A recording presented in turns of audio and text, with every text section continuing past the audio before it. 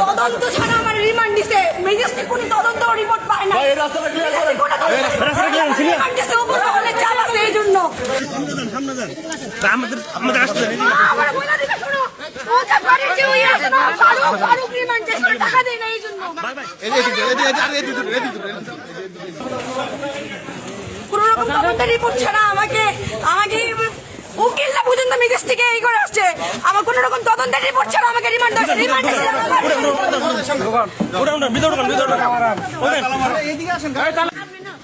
ওই ওরে বলবা আম্মু ওদের বলে দিও অপু ভাইরে বলবা যে ওই ফারুক টাকা চাইছে ওরা দেয় না রিমান্ড দিয়েছে 2 দিনের রিমান্ড আছে আমার রিমান্ড দিয়েছে